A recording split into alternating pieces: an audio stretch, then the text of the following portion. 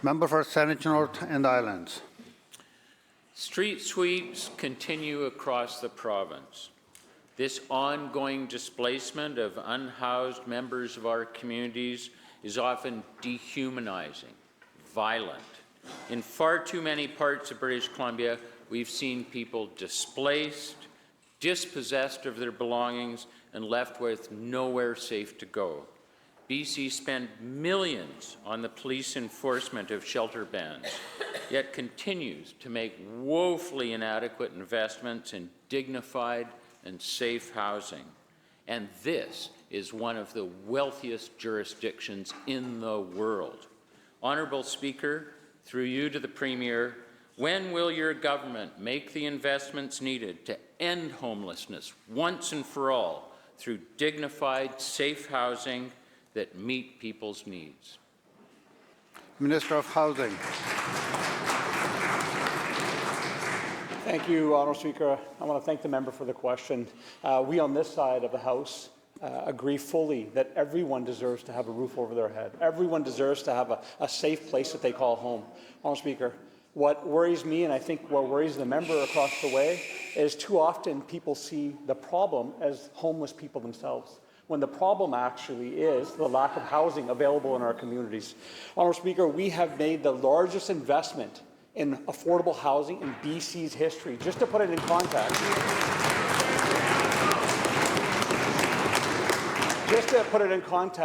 32 times more housing, affordable housing that is ongoing right now than when the previous government was in. 32 times more, Honourable Speaker. We are making up for lost time, and we're seeing some results. In Kelowna, 120 new units of supportive housing that we've launched.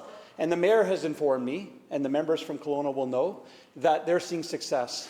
In the first 6 months, 40 people have already moved to temporary housing and found their way back to connecting with family, employment, to stable housing, Honourable Speaker. I can go on with all the communities where we're seeing this progress, but I appreciate the members' passion for this important issue. Thank you. We're going to fight every single day to make sure everyone has a roof over their heads.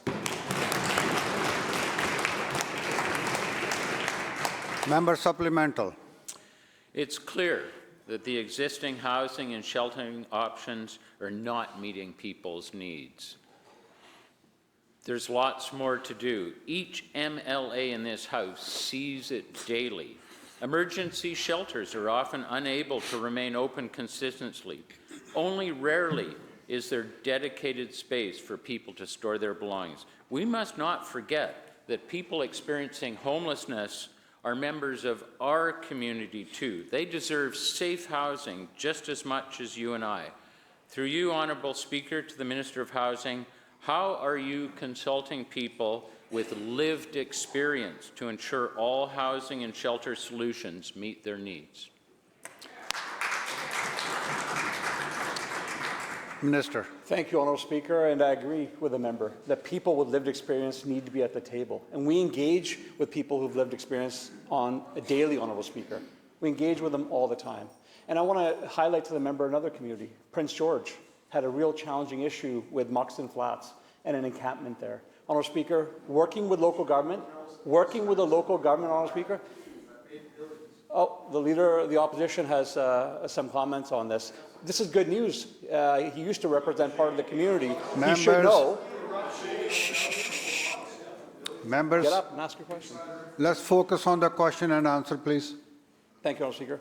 Moxon Flats had close to 100 people there that were homeless, struggling for housing. What did we do? We went to the local government, we went to our Indigenous partners and said, let's create one table, let's find solutions. 140 brand new units of housing coming online, Honourable Speaker. We have one person left at Moxon Flats. Soon we'll be able to get that last individual into housing. Honourable Speaker, that's how you do it.